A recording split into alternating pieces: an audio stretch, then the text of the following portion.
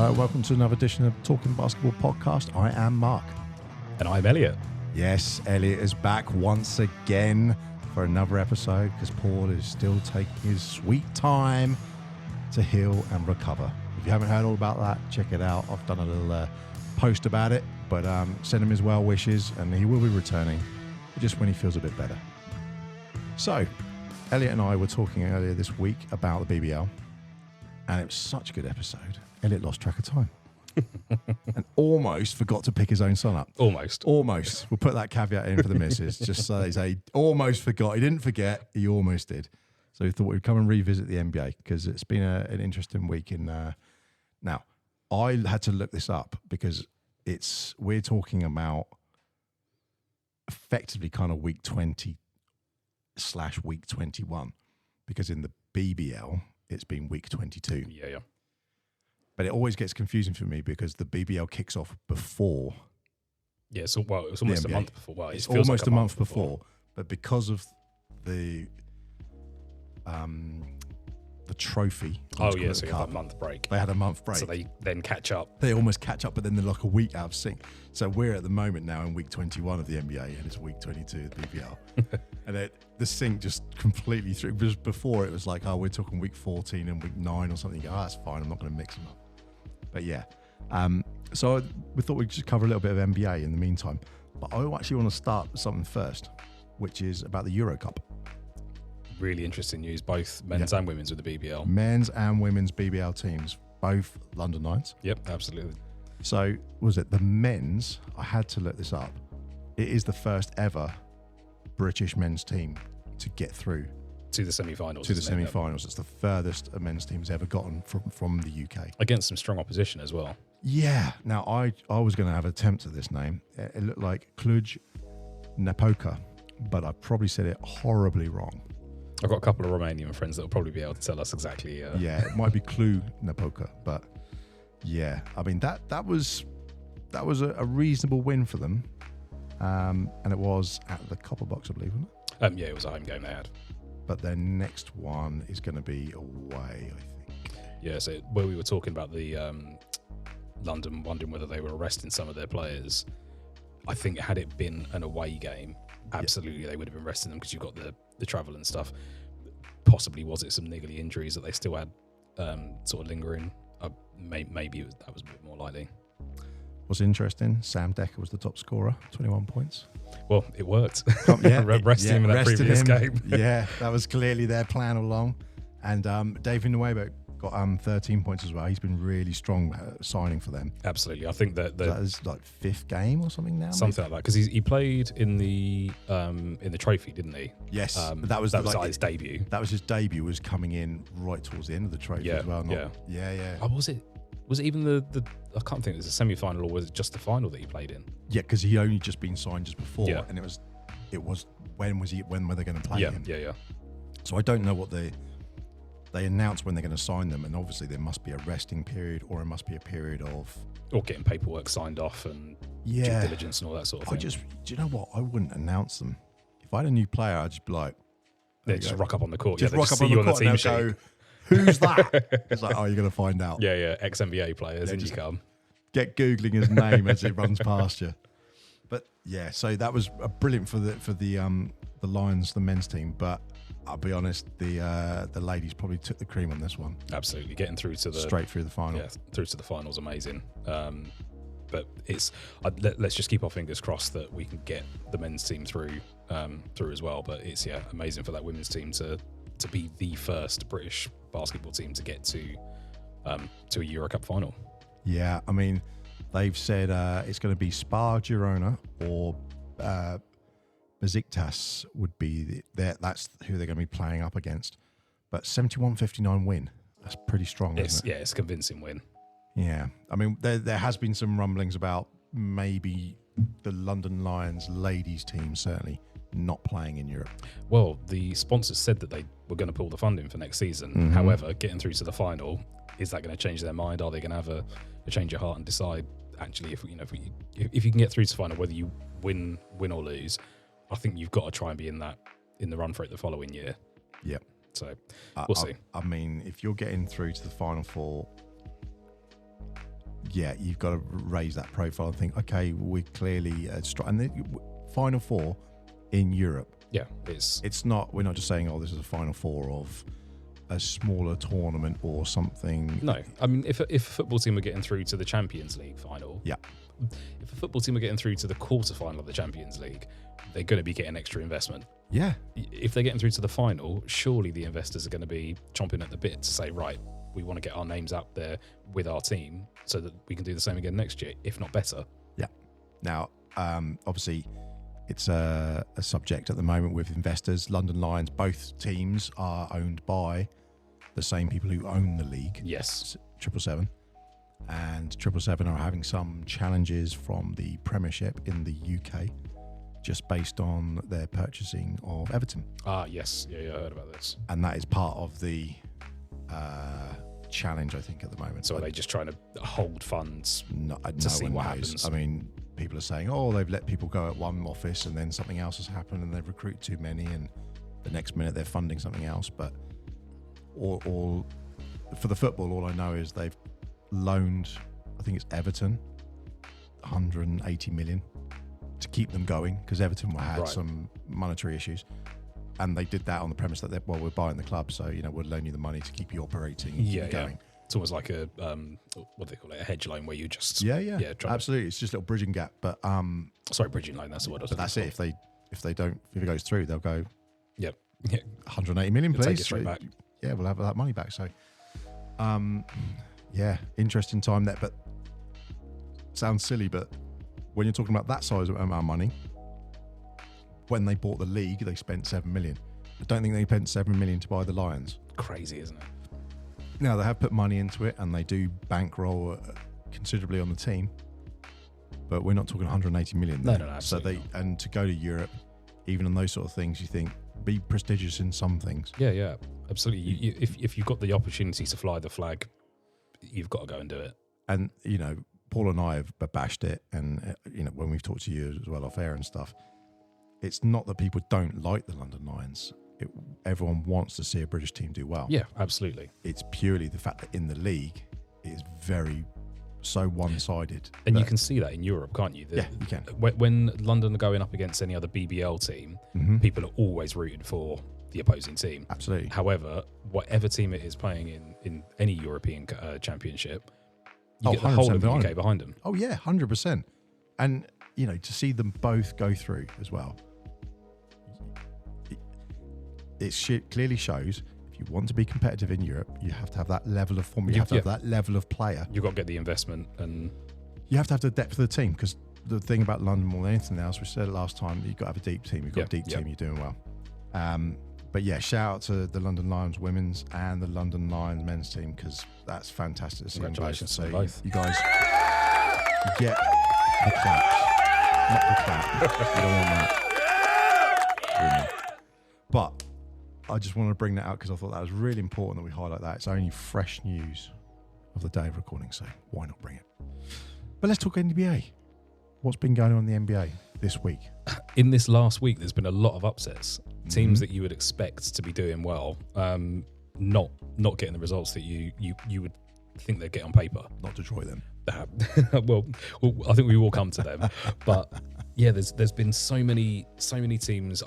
It must be that pre-playoff push where those teams that are just on the cusp, whether they're at the point of trying to get into the play-in or get into the playoffs so they can avoid the play-in, are just putting that little bit of effort through. But yeah, there's been some real turnouts. The Timberwolves Clippers game, which was yesterday, that was one of the biggest ones. I really hope Kawhi's not. I think it was the second quarter. He pulled up with some. He played 12 minutes and then he was out. Oh, was it? Yeah. So I think it was second quarter he pulled up. Yeah. But in total, he only played 12 minutes. But yeah, so back spasms. Yeah. Causing him issues. He was out of the game. Did you see him on the tunnel walk? Yeah, really unhappy. I thought that was quite unfair because Kawhi has he put himself in front of the bus with the whole having certain days off and everything. Yeah. He had those issues. Then he got some genuine injuries. You go, unfortunately, people are going to lean on that. Yeah. And so now the way in which they report him getting an injury is always he only played 12 minutes, rather than say, how unlucky is that he's had an injury. But also this season, it always goes back to that. That's become his like dark cloud now. He's not had the same load management this season as he has in previous. No. He's played the majority of games that, as far as I recall. Did you see the interview that someone did with him, and they said exactly that question? And they said, why do you think you've been much better in terms of load management this year than previous seasons? He said, because I haven't torn my meniscus or ruptured my Achilles heel. Fair. Yeah. And that was it. That's all he said. And you go, wow. Yeah. I mean, obviously you could probably appreciate that. Yeah, absolutely. Yeah. Personally, it's definitely something that holds you back. But it was the most flat Kawhi answer ever. It's just like, well, because I didn't have these 2 injuries. And you go, yes, I get it. But load management was in his contract before he went over to Cleveland. Absolutely. And that's where he sort of set that staple, unfortunately, for him. With Kawhi, however, I think some of it is down to him being mismanaged previously when it comes to injuries. His experience with the Spurs, where they were trying to get him back early, has probably then sort of tarred his how he looks at his recovery. There's a whole like school of thought that possibly load management doesn't benefit players as far as avoiding injury. Fatigue-wise, absolutely, because they're playing fewer games. But putting load and stress on the body does also help to prevent you from being injured. So there's a sort of a swings and roundabouts. All I would say is look at your Lucas and look at your Jokics, who are not athletic men. No, they're not. But they're playing every night. Yep, absolutely. And then look at the people who are needing load management, and they're often someone who is maybe higher on athleticism. It's probably fair to say. High jumpers, faster runners. Mm-hmm. And you've got to wonder, Orlando had a big spate of it a few years back where they just kept getting injuries, and a lot of it was the injuries they were picking up in like training camps and everything as well. Rather than in games. Yeah. And you think, well, why is this? Why is everyone, Durant, perfect example. Why are all these players having all these injuries in their legs? There's got to be, there has to be something in basketball and the way that they're training that explosiveness now. Yeah. That is just putting too much of a load on. I mean, you're seeing people where their just knee is just twisting and buckling under them. And it's not just because they're a middle-aged man who maybe forgot he was a middle-aged man and tried to do something a bit tasty on the dance floor. I resemble that comment. but it's a case of if I picked up a basketball, I'd accept I'm going to run out of talent pretty fast. But these guys are in their early mid-20s and they're very athletic. Yeah. And they're getting these injuries, and you think, what sort of loading are you putting on your bodies? I'm trying to think have like torn Achilles, ruptured Achilles, blown knees, and they're really high impact, and you just think that and it always comes back to these are all in training. It's how hard they're pushing them, and then they're doing an 80 odd game season. Yeah. And some of these kids who are getting these injuries are not getting 38 minutes court time or whatever. No. They're not doing that. So why are they still getting all these injuries? I heard a good few schools of thought around the AAU system in the States, and where young players are on the weekends. So they're playing for their high school team, whatever it is. So they're doing 4 training sessions a week. They're then playing 2 games a week for their high school. But then on a weekend, they're in a second team, and they're potentially playing 4 games between Friday and Sunday for the AAU team. And it's that extra load is potentially one of the things that some of the sports scientists believe could be not necessarily causing injuries in them as teenagers, but starting something that then in their 20s. I want to say 30s. Colin Irish touched on that in his the AAU system and everything, and in his interview. But I know offline he sort of mentioned about how that the way in which some of those systems work for AAU is very, very competitive, and everyone wants to be the next LeBron. And you want to create those highlight reels, so you're going to be putting yourself on the line in every single game that you play. Yeah, marketing yourself effectively. Yeah, because they even talked about, are they going to bring back the signings from high school? Oh yes, yeah, I've heard about that. The NBA's talked about that, which you just think, I mean, you're really talking about the Kobe's, the Kevin Garnett, really, aren't they? Tracy McGrady. There's only been a handful that have really made it to the upper echelons. There's been, I mean, I'm trying to think when it was that they stopped the high school signings again. Was it early 2000s? Yeah. But there was only a handful of them that really made it. I just don't see the benefit of it, because all you're doing is you're lowering the age once again. Yeah. Because it wasn't that long ago that, I know, sort of people are talking about the 80s or 90s players like, oh, you know, they were all dinosaurs. Well, they weren't. But when you watched it, you went, there's men on the court. Yeah. And when you look at it now, you think there's a lot of people on there who are in their early 20s. But even the sort of the one and done thing when it comes to NCAA is the standard. If you're going to go into the NBA, if you're not spending 1 year at university before you join the NBA, you're probably going in as a role player or a bench warmer. That's the sort of the way that most people look at it. You do get some, don't get me wrong, that are lower in the draft or what have you, that do over the years. Damian Lillard, for example, who was way down in the draft, wasn't really highly recruited at high school or college, but had a niche that he worked and managed to get that to work in the NBA. You don't get an awful lot of those players. No, you don't. It's those guys that even before they're going into college, NBA players are already looking at them. That those seem to be the norm for NBA drafts now. But if we're talking about drafts, let's talk about rookies, because certainly this year there's been a lot of focus on Wemby and Chet. Yeah, absolutely. Where he's effectively a rookie, isn't he? But the difference is when you look at them, there was something saying Chet is a rookie because he is literally a rookie out of college, then go to the NBA. Yeah. Wemby was playing professional basketball before he came to the NBA. Yeah, for several years in Europe. Exactly. And then when people say, "Oh, Luka's a rookie," you go, "Nah, he was playing with he men." Played 3-4 years of professional basketball, and he was running around, like running rings around men as well, and used to that game.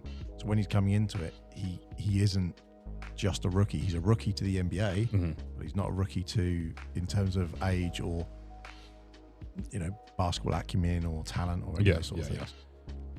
So I know a lot of people have said that the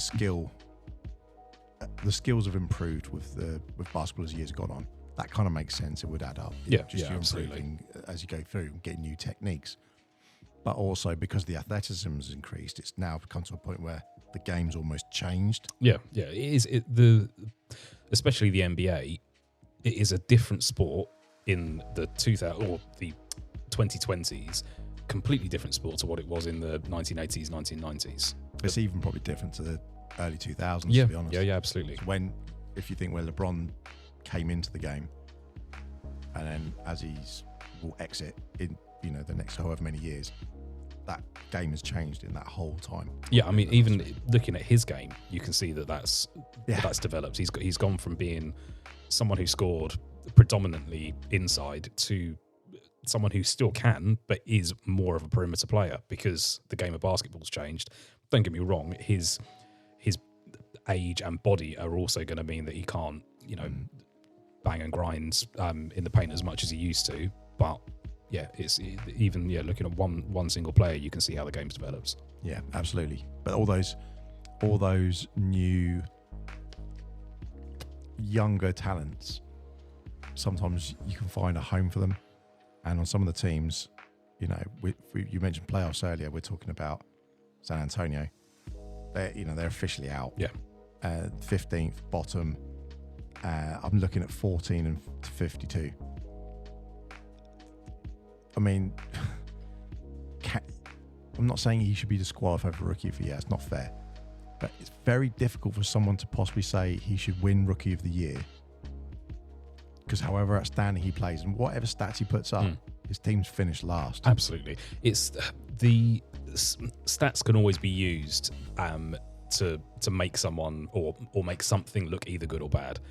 With Wemby, he could be scoring 20 plus points a game. He could be getting 10 plus rebounds a game. He could be getting 4 blocks a game. But when you're doing that in a squad that aren't performing, it's, well, you So could what? Exactly, yeah. You could slot anyone in, and they're going to get more usage. Therefore, they're going to score more points. It's a bit like you mentioned Damian Lillard. Think him in Portland. It's like he was doing amazing things. Yeah, he was, but they still sucked. They only went to the playoffs like once or twice. Yeah, I think yeah, 2 times in his 10+ years there. Yeah, like they were never a good team. They just never got that second and third piece that they needed. No. I think. But because of that, you think, wow, he's one of the best scorers. He's one of the best this, one of the best. Yeah, great, because he's putting in 40 points a night, but no one else is. The same thing James Harden did when he was at Rockets. He was putting in 50-point games. Great, Yeah. good for you, James. Literally no one else on your team is scoring anything. No, it's you. Going back to the BBL, we were talking about some of the games there where you've got a team where everyone scores double figures. Yep. They win. A team where one person scores 30 and then the rest are scoring, dribs and drabs here and there. They're going to struggle over the course of a season. Yeah, they 100%. might win one game. However, over the course of the season, sometimes you can have a team that you go, this is not going to be your game because the way that they play is not going to be suitable for your game. So you might be low scoring, but what I need you to do is be an agitator for that person over there. Yeah, absolutely. And that's going to be your role this game. Then you're going to come to another team and go, right, you got to be squeaky clean because I need you out there hitting threes. Okay, that's my role. So people will always have to have that sort of duplicity about them. But if they can't do that, that's where, yes, someone like Wemby, the game changing, and a lot of people are saying it's very incredible, but at the same time, he's a big dude that's mobile and can shoot. That's really cool, but one man can't win. No. And I think it's almost a blessing for them to have finished so low because they will then get a higher draft pick. So will they then be able to build? Why do they need a draft pick? They don't need a draft pick. They need veteran with him. Yeah. To give him that, a bit of guidance and a bit of experience. Well, he potentially could write the game and play the game he wants to play. Because who's going to guard him if he jumps up and takes a shot? Yeah, no one's blocking that. No one can block him. No. So he literally, effectively has perfect uncontested shots. So do you think San Antonio need a veteran guard or someone in the team to then facilitate better for him? They need someone to facilitate. They need someone to facilitate for him, and then they need a big guy. They need a big guy who's wide, who can just put a body on someone. And give Wemby the freedom to play anywhere between, or play the 3 or the 4 rather than having to play centre. Yep, 100%. Yeah. Because if you've got someone who's a big body, and I'm not talking like an Embiid or a Shaq, but someone who's got just that physical presence that you go, just stay out of the way. That's Andre Drummond type player. Yeah, 100%. And that's even that. You could get someone like him in, and just someone who knows, I know what my role is. My role is to do this. That's all I need him to do. An old-fashioned big man who's going to go out there, get you 15 rebounds and not worry about anything else. So an old-fashioned big man, if you had to pick any team on the NBA, where would they possibly fit in? Oh, Popovich. Yeah, probably. Like it's calling out for it. Literally, he's got a history for it. Yeah, and I think, is it Otto Porter Jr. who's just retired after 11 years? Yes. And there's a few players that have sort of hung their hats up this year. You think, wow, we'll bring Dwight Howard back. Yeah, that is one player that has always baffled me why he's not been in the league. Don't get me wrong, I think personality-wise he clashes with people, but he's still. I mean, when the Lakers let him go after the 2020 win, I was like, all you had to do was pay him a little bit more, and you would have stayed, and they could have run it back. Because but doesn't that say it all? Yeah, I mean, he was the only person to stop Jokic during that playoff run. Oh yeah, look, he's a great player, and especially now he's done some whole crazy diet thing, and when he got back onto the Lakers, he just reformed himself and transformed himself. And I think he changed his mindset as well. Yeah, definitely. I think he just wanted to start playing again. Yeah, I think he just sort of found it again. Maybe, I don't know, maybe he just realised, hang on, I've got a time clock on this, because you can't do this when you're 44 or whatever. I think he put his ego aside and thought, like, I want to win some basketball games. Yeah, to the side. I don't think he lost it. It's definitely It's absolutely still there. Yeah, it's definitely still there. But why not bring someone like that back? Yeah. No, Because he would be a great person for Wemby. You go, Dwight Howard's a monster. He's a monster player. You know, when you saw him do that jump up and tap the sticker on the backboard, you think. So if you've got a big like him, he's not doing the same thing as Wemby, because is Dwight Howard pulling out for threes? No. When he's playing in Taiwan. Wow. Yeah, I don't know why he would do that either. But you know, he's an old-fashioned big man, but he's quite mobile. Yeah. So he's not going to be getting in the way and clogging up the paint. Exactly, and that's the thing with Wemby. It's like you want a big man, but you don't want someone to be like, oh, I'm just going to be another thing for you to run round. Yeah. I want like a Hakeem. I want that kind of. I want a big man to create the space. Versatile. Yeah, old-fashioned. But just older, because Wemby's like 20 or whatever he is, 19 or something. Like, just being that age and being in that position, and every other flipping thing that the NBA or NBA Europe or someone in there sends out, anything is Wemby. It's like, oh, he's just done this, great, but they lost by 40 that night. Yeah, you see him on a lot of highlight reels. It gets quite tiring quite quick, and you think, if you want to peg him against that, that's great. And I understand that you got to find someone if LeBron's on his way out. Yeah, you want that future sort of face of the NBA, as it were. Yeah, but even if you get paid a lot of money, that's going to affect your game. And if you're like 19 or 20 or even mid-20s, that's a lot of pressure to put on someone. Yeah, absolutely. If you haven't got anyone else guiding you. And someone, I mean, I know we've spoken about Dwight Howard quite a bit, but he's also made the mistakes, which would then save Wemby doing the same things. Yeah, 100%. The same as on Magic, where he got out of the Magic because of the disagreements he had there. Yeah. And you just think, no.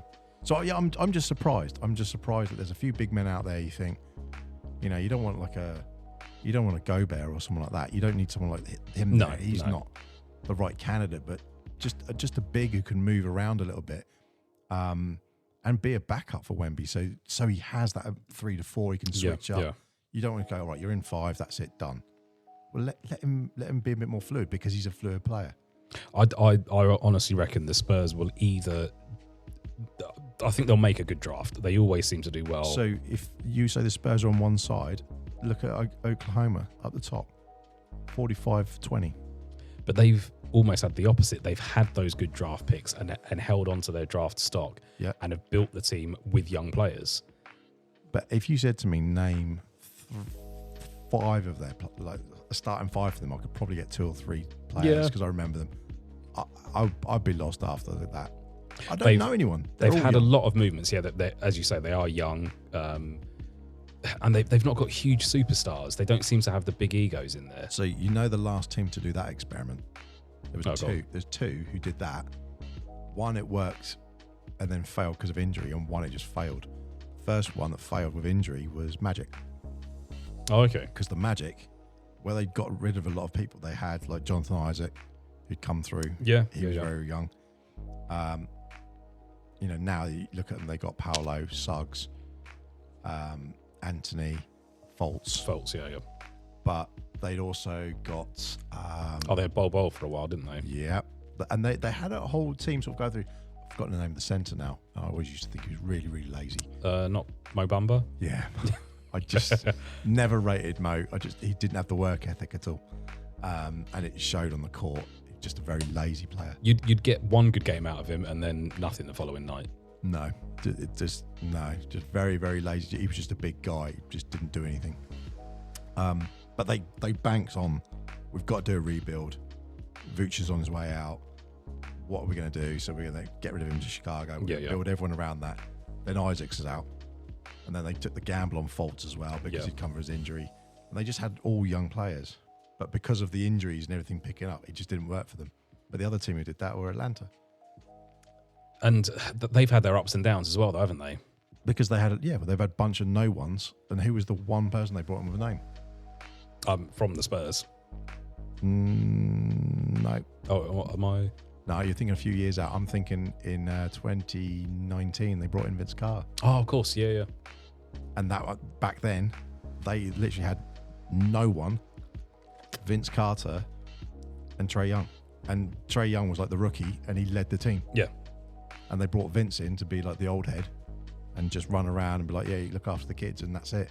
Other than that, Atlanta had no one. And they were doing great guns. And then what's happened to them? They just dropped off a cliff again. Fallen off the planet. That was purely because Vince left, because Vince is amazing. But, yeah, when you look at that and you think, how much does the draft pick really affect it now? Because everyone's like, oh, we've got to get a good place in the draft. But look at the bottom of the West Conference. San Antonio. Then above them, Portland. Above them, Memphis. Above them, Utah. And then Houston. I mean, Memphis are 23-43. They're not going to be going anywhere. No. Which is surprising with some of the play they've had recently. Don't get me wrong. I know losing Jar with injury this season, as well as him having the long suspension, has affected them quite a bit. Yeah. But yeah, that's pretty much been their season, basically. They had him back for like, what was it, 10 or 15 games, and then lost him again. But you know, who did they also trade out as well? Because once he was out, they got some trades going, didn't they, in the window? Oh yeah, I'm trying to think what it was now. But Stephen Adams is out as well. Yeah, he? yeah. But losing those two big talents, you go, well, there we go. That makes all the differences with someone. And if you build on those people and they're out, where's your team going? You've got no one else on your team. You're putting all your money on on one number rather than spreading the. Whereas Oklahoma seem to be a team. Yeah, absolutely. And I think that's where Denver do well, because they're a team. Yeah, they've got individuals who do very well.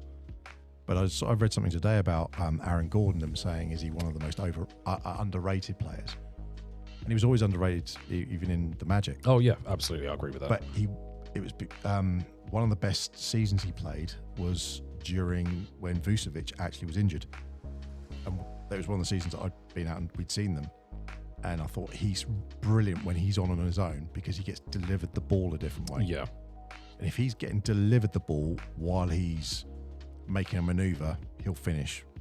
You know, and obviously everyone knows he's a great dunker, but he will finish that move and he'll be aggressive. But if you give it to him and say, be a playmaker, no chance. It's not, That's not him. The same way. But defensively, he's all over him. Yeah, he's an amazing player defensively, and he's just not a playmaker, but he'll end it for you. And that's what he does in Denver. You see so many of those plays where Jokic throws it up, he's slamming it home, or someone feeds it into him and he's catching the rebound and popping it back in. And also, like, if there's a break, brilliant. he's leading it every time. Because they're using, like, who do we need? How many people do we need that with super athleticism? Yeah. One. There he is. And they've got a backup on the bench. Everyone else, can they keep pace? Yeah. They're not getting Joker to jump up and do that sort of stuff. No, absolutely. He's going to get the rebounds because he's 7 foot tall. Yeah. However, you've also got it, and if he doesn't get it, then you've got Gordon in there as well. So, I mean, when you're looking in terms of building a team, you got someone like Houston Rockets that have got a few players here and there, but they're out. They're not going to be in at the moment, and they're 13-35. And if they want to get close to Golden State, they're 34-30. I don't see how they get to the play-in. No, they're really going to struggle, aren't they? Yeah, and I mean, some people are saying that the Lakers are going to try and push to try and get into 6th position, because the Lakers sit at 9th at the moment in the West. Yeah. So they're going to try and avoid the play-in. Yeah, because 10th is Golden State on 34. LA are 9th and 36. Dallas, painful to say, 37. Sacramento also on 37. And if you look at that and think they're pretty close, the next one's Phoenix on 38. So it's only that one game that's going to suddenly rupture that. If LA can pick up a couple of wins against any of these teams in particular, that would be really, really sound. But LA have gone through a funny spell where they're beating teams that are above them and they should possibly struggle with. But then when it comes to the teams that are not so good, they seem to be... And they're the ones that those wins should count more against, because they're the ones that are going to be fighting against the position. Absolutely. I mean, at the moment, I guess in the play-in, as LA actually last year showed, as well as Miami, as long as you're in the play-in, does it matter where you are? You're in the game. You're in the play-in, as long as you get in the play-in. So I like the play-in personally. I don't know what you think. But no, absolutely. I think it's a nice change to although they were almost forced into making it in the NBA, Yeah. I think it was something that was required because the old way of doing the playoffs, it had been done for so long, it had become a bit stagnant. Well, we did almost lose the NBA starting in October as well. Oh, really? Yeah, they were good. Because you know when they did it in the COVID season, after the bubble, they started it later. Yeah. So they wanted to do that. They've been trying to do that. Actually, Mark Cuban is one of the big proponents of saying we'd really love to do that. Oh, okay. I wasn't aware that it had gone back that far. I knew, obviously, since COVID. They've done it way before that. They've always tried to move the NBA, and the reason is because of the NFL. Oh, trying to shift it back so they don't clash so much. Yeah, it makes sense. Because they go, if we do that, we scoop up all of the NFL tickets, all of the NFL fan base. Market. Yeah. Whereas there's no way that the NBA can compete with the NFL. I guess the trophy is another one that they brought in as a similar sort of. Why do you think it was so popular? Yeah, and it's mid-season. There's nothing else going on at that time. Nope. And that's it's early in the season for the NBA, but it's kind of middle of that season of NFL, and it doesn't matter if you watch it. It doesn't detract from what it's No. So that's why I think it picked up a lot. I think it was like 28% more viewership than they've ever had. Than standard games at that time. It's a decent jump, isn't it? Massive jump. So they were. I mean, yeah, overall massive success. We did a few shows on that. Go back, listen if you haven't. But I look at this and think Dallas actually lost to Sacramento this week, I believe. Yeah, quite painfully. There was a lovely play. I can't remember who set it up, and I thought, oh, that was a beauty. Then straight up the other end, Sabonis comes in with a flipping hammer. But, all right, yeah, didn't need to see that. But he's an absolute machine, isn't he? He's been playing well. I don't know why he doesn't get talked about more. I think it's because he's not statistically. He'll score 20 points. He'll get 10 rebounds. But he'll also get 5 assists. Yeah. He's a big guy who's active on defense and is disturbing those passing lanes. He's doing things that don't necessarily get picked up on the stat sheets that benefit his team. Yeah. He's a good distributor of the ball. Because you get some people who on paper are just, wow, why are they not getting more time? Yeah. They go in for 16 minutes and they do this. Why are we not putting him in for 25? Or he's almost more. So do you think that he's very efficient? Or? I think it's an efficiency, but it's also those almost like hidden abilities within the game. Yeah. Things that you just don't see on a stat sheet, but influence how the team's playing. But him with De'Aaron Fox, they've just gelled. They're a great pairing. But Sacramento historically, I mean, they've had some really good pairings. Yeah, absolutely. You go back to Chris Webber days and stuff. They've had some really good pairings, but they've just never really done anything, have they? I mean, yeah, you go back to those early 2000s, they should have won a championship. They maybe with the teams they had. I mean, they Vlad Divac at one point, didn't they? Yeah. But Phoenix in 6th position. They should be higher with the team they've got. Absolutely. I mean, I disagree. You think? Yeah, I disagree. I think with the players they've got, I think Dallas should be above them. just personally, I think I've took my Dallas hat off personally, but no, I think they've got some great people on the team, but so what? Yeah, if they're not gelling and they're not playing well together, but they've still not got that out and out point guard that can facilitate. I think losing Chris Paul has affected that team massively. Yeah, it did confuse me while he went, but yeah, and don't get me wrong, the players they brought in this season, Beal is a great player. He's not played as much as potentially. Is he? Okay, he's statistically he's a great player. He's going to get points on the board. However, when you've got guys out there that can go and give you 30 on any given night already, do you need another player like that in the team? Bradley Beal, I don't know why in my head I always think of Carmelo Anthony, where when you look at it and on paper, you think, then like Carmelo, you'd look at him and think this guy is just a natural shooter. Like, get him on. Yeah. Why are teams not picking him up? Like, this is insanity. Like, you could add 12, 15 points every game just putting him on the court. He will just hit. Like, yeah. But you might not play any defense. No. But it's because he won't work in a team system. Yeah. And you can't have those sort of players in there. I guess, yeah, Beal, when he was at Washington, he was given free reign. He could do what he wanted to. In the Suns, he's not got that same freedom because you've got Booker taking up the same space as he would. Booker wants to run the thing. That's why Chris Paul wouldn't work. Simple as that. Yeah. Because Booker wants that as his team, and that's fine.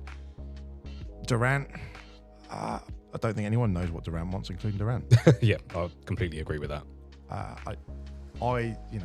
He's an original Sonic, so I've always got to have love for him, but I don't think he's made things easy for himself by making career decisions and moving different places and trying stuff. I mean, there's nothing wrong with that. Everyone moves job, but the way in which he did it and stuff, sometimes people thought, his name flagged up yesterday when I saw a post about players who what if. Yeah. What if they, weren't injured or whatever? And everyone always says Derrick Rose, but I would have thought surely it would be Kevin Durant. If he had managed, for example, if you were to say, if he hadn't have got injured in that game in Golden State, they would have taken that to win the championship. They'd have taken that championship. Yeah. So he wouldn't have left then. No. Well, then he'd had issues with back office and with Draymond Green. Would that have then developed in the off season? Well, fast forward to today. I think having an issue with Draymond Green is not really an unusual thing. It's not an unusual thing. I think the majority of the league seems to have an issue. And we got Jordan Paul on the phone just to clarify that. I agree. But again, that shows that highlights. If the players don't gel, I know clearly Durant enjoys Phoenix and he likes the crowds and. He's a great talent, but I think he's past that peak now. He's not that guy that won the championship. No, but then he's that good of a basketball player. Oh, he's credible talent. Again, similar to Wemby. When you've got someone who's best part of 7 feet and can handle the ball, has got such a high release on their shot, no one's blocking that. But yes, he may have lost a step, but he's still going to go out there and get 25 points easy any given night. I'd beat him in horse though. Really? Yeah. Because the first thing I'd do would make him laugh so hard at the terrible attempt I made, he wouldn't be able to finish the shot, and then I'd win. I would use terrible skill set and humour as my weapon. Okay, so if we're saying Phoenix, maybe in the right place, what about Pelicans? Because they're 5th, and they definitely don't deserve to be 5th. No, they're a surprise team. A lot of people had written Zion off coming into this season with his injuries and weight issues and what have you. But they're a team. Does he have a weight issue? Well, the suggested weight issues. However, it's if he can keep himself on the court and he can keep himself healthy, I think that team can go a long way. Yeah, I think the trick there is keeping himself healthy. I don't think it's necessarily a weight issue because he's built. But it's, I think what they're saying is, dude, you're unfit. And he is unfit. Yeah. As simple as that. It's you can't be that big just as muscle. No. And not playing basketball. No. Possibly, is he in the wrong sport? Should he be playing American football or rugby? That would be the other thing where you're not running as hard for as long. But he's a big unit and he has got explosive power, which is what allows him to do those great jumps and get those blocks in. There's no question of that. But, the level at which he's perspiring just on the court and seeing him go up and down, you're going, we were talking about loading. That can't be good for him. No, I mean, there are... And, regardless of can he do it or not, well, clearly he can do it physically. But should he be doing it night in, night out? It's like, dude, your heart is not going to be taking that lightly. You do see him at times where it almost looks like a pickup game where someone gives up chasing back on defense, and you'll see him just go, I'm not going to go back on this one. Yep. And or the same on offense on a break. The player he should be leading that break. But in the third and fourth quarter, you sometimes see him give it off, pass the ball where 9 times out of 10 in the earlier parts of the game, he's going to be taking that all the way to the ball, all the way to the rim. Sorry, 100%. And it's don't want to beat on the guy. If you built that big, you built that big. There's been plenty of players who've been big through, like Derek Coleman and stuff like that. They weren't small players. And Shaq, for example, there's a point where Shaq was definitely the biggest guy in the room. But if your game is around being an explosive character, you would have thought it's like, dude, you're going to make your life easier by doing that. Take a leaf out of LeBron's book when he moved back from Miami to Cleveland, and realised if I want my career to have longevity, I'm going to have to slim down. Lay off the steroids and allegedly stop lifting up buses. But yeah, I mean, look, above them, you got Clippers, Timberwolves, Nuggets, and then Thunder at the top.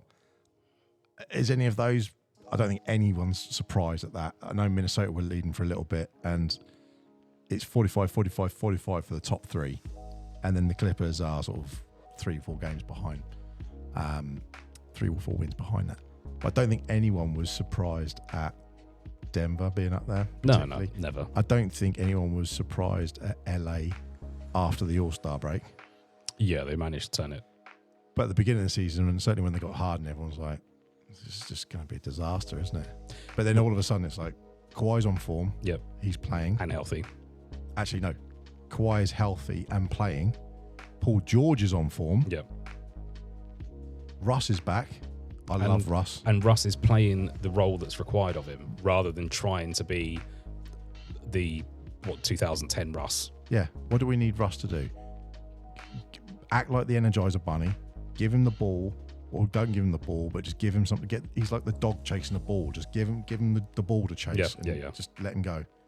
And he is so good at that.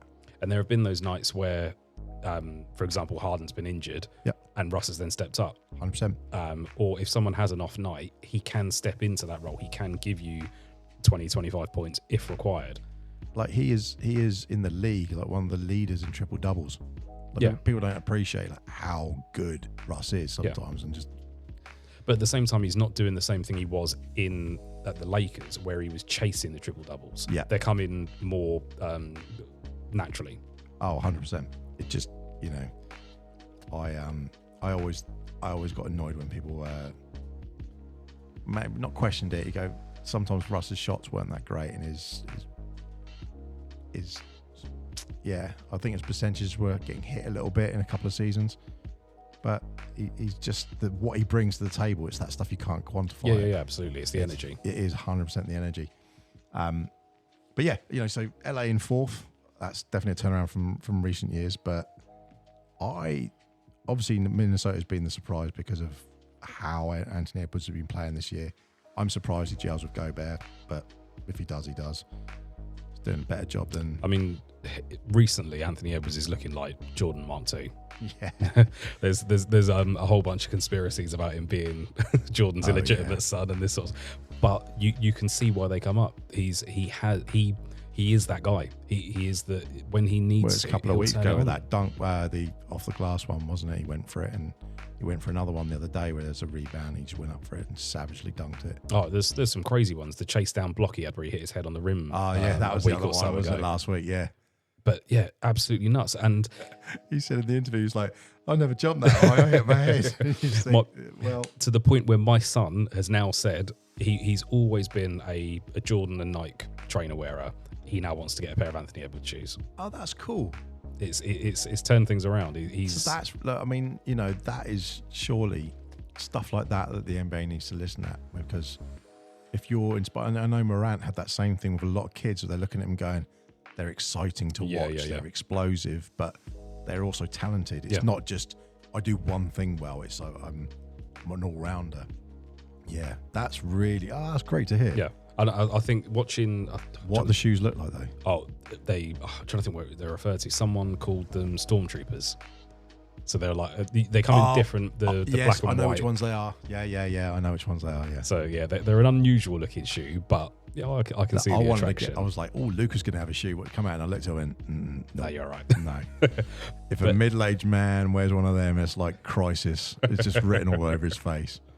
But no, Anthony Edwards, I think in the they played the Clippers just a couple of nights back. Yep. And it was the game we were talking about earlier where when Kawhi went out injured, and you could see at the point when Kawhi was injured, that's when Edwards turned it on. He was like, right, he's out. I've no longer got the best defensive player on their team marking me. And he just lit it up. He just, from that point on, the game was his. But that's the thing that I'd probably argue. I'm going to be, I'd probably say probably those top 6 teams, maybe not the Pelicans, but certainly OKC, Denver, Minnesota and LA, they all have the capacity to put their foot down and have another game. Yeah. I think Phoenix have that capacity, but I don't think they've ever showed it. They've got everything on paper, as we were saying before, but they just don't seem to be able to get it to happen at the right time. One player will get hot, and somebody else will drop off. You can't get 2 of them lighting up on the same game. I don't think I think New Orleans are punching above their weight. I think they're at that point where they're going, they're doing really well. Yeah. But they'll be out first round in the playoffs. I can see. They'll see the just same get happen. binned off of someone. I would also actually say that Dallas are exactly the same. I don't.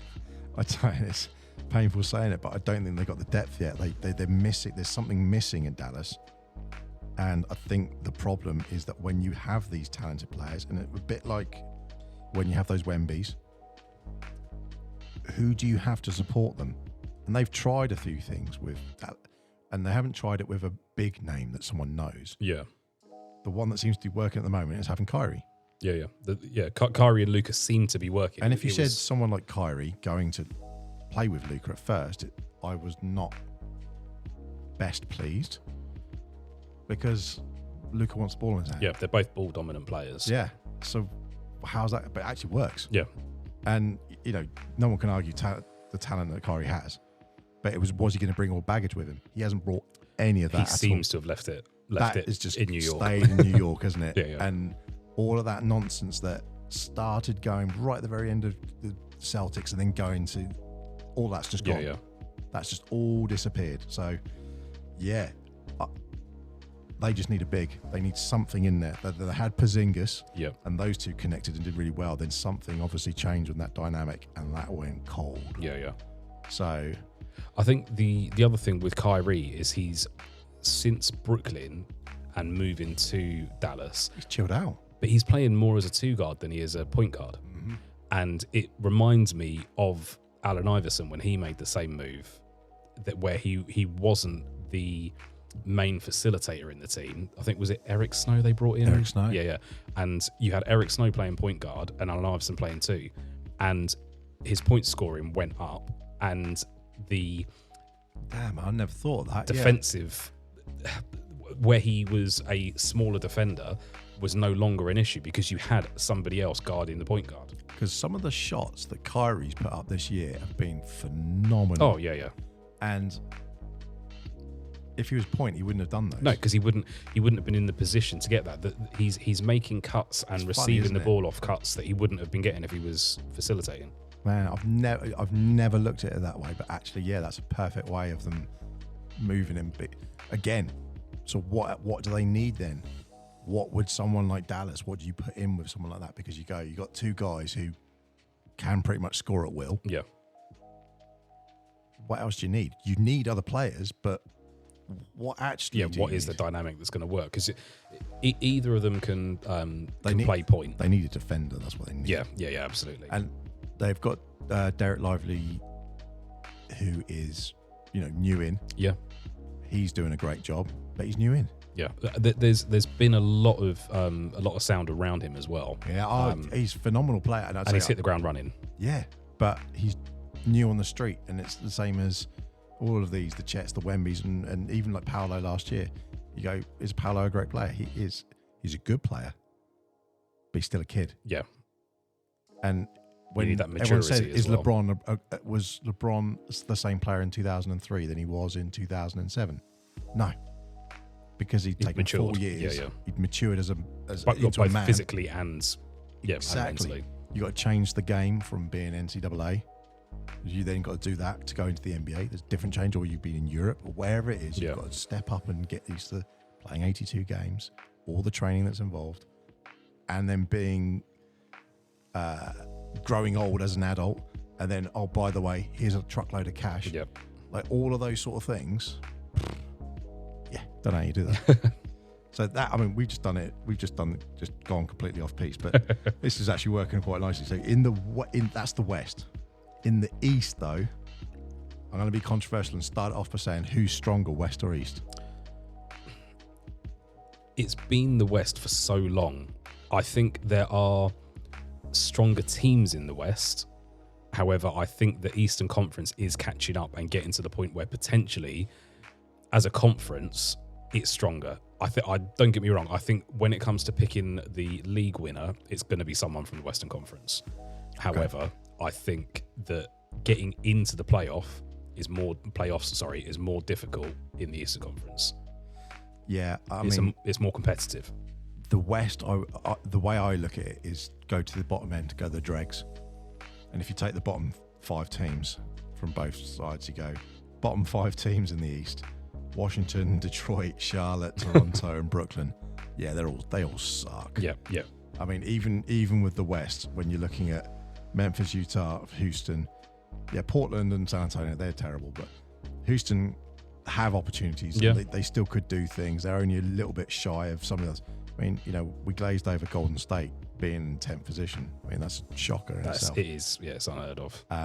But whether they can do something or not in the playoffs, who knows? But they've got the talent and they've got the experience. But I think there's no cohesion there. But we'll see. But yeah, looking at I agree with you. I think the West is stronger as a league, but I think possibly someone in the East could win it. Oh, you think so? I actually think Boston have got a really good shot. I would love Boston to come back and win a championship. I'm not going as far to say that. I would not love Boston to win that. I would like to see someone in the East win it. The only reason I say that is that they've been there and thereabouts for so many years. Like they've managed to get themselves to the Eastern Conference Finals. Always the bride. Numerous times, yeah. But that's it. Have they got what it takes to get them into the finals? If Boston were playing Denver in a final, I would like Denver to win. Okay. Because I'd love to see Denver do a back-to-back. Yeah. Because I think they've earned that. They're a team that have been built the right way. If Minnesota were against it, I would want to see Boston do it. And purely because I think that would give the taste to people like Anthony Edwards, like, we got to that final, got beaten. Yeah. And he would be fuming and the next season he would be so exciting to watch because he'd just be out to kill it. Yeah, it'd be scoring 40 points every night. Yeah, he would be savage. And so that I would be doing that selfishly because I know the next season you're going to get just an even more on fire thing. When it comes down to like Oklahoma, are they going to get there?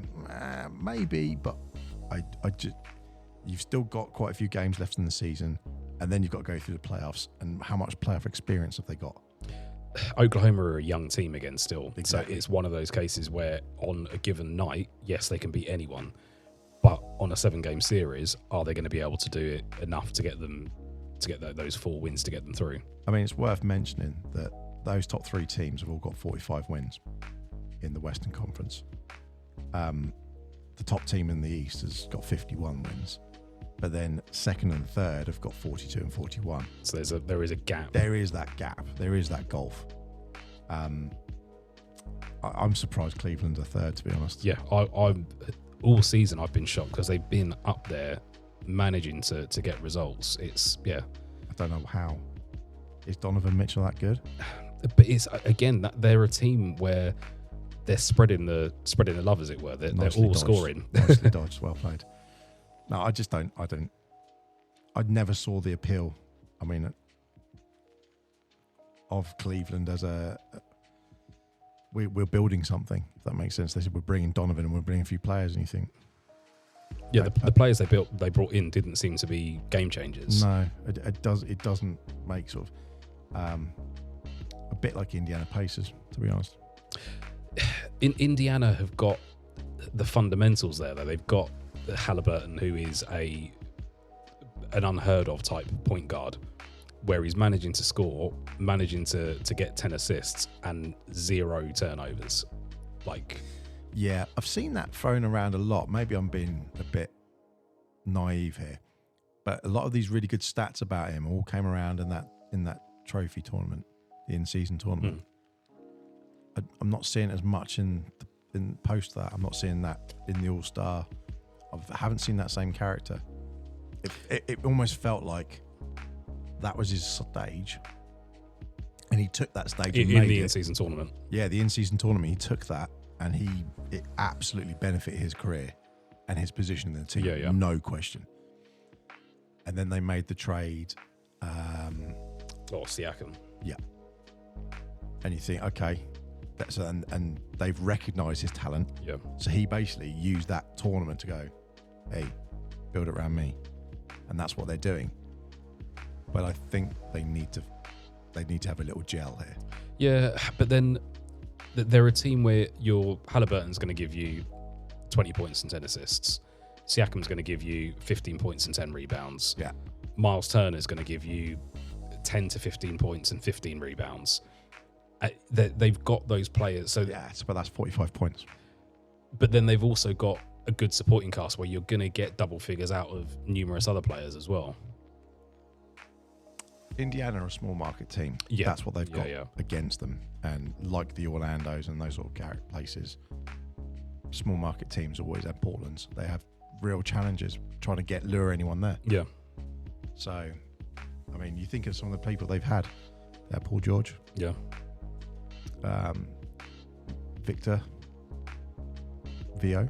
They had him, didn't they, for a while? Oladipo, yeah. Yeah. They've had some nice players. And they've got Rick Carlisle. What is their... Carlisle's their coach, isn't he? Yes, yeah. Because he was there, then came to Mavs, won 2011. And then... with them. Went back to get And then he's gone back to them when Jason Kidd's taken over at the Mavs. Yeah. So, yeah, they've got a great coach. He knows his stuff. He's old school, but he knows his stuff. Speaking of old coach, why have they still got Popovich coaching? It's, 28 years he's been coaching now? Yeah. It's the longest tenure of... Well, when all the NFL, did you see the thing that went around when Belichick and all the big NFL coaches, but there was like a stream of them all retired at the same time. Everyone's like, Pop's going to be next. Yeah, and he was like, no, what are you talking about?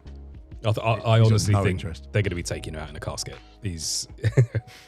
Yeah, I don't know.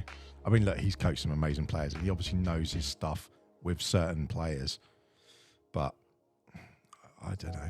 Yeah, something doesn't seem right with someone being that long in the league. But what do I know?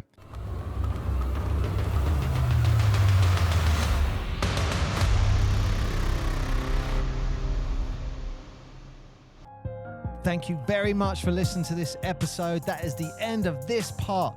But do not worry, because coming soon is the second part of this episode, and it will be available soon.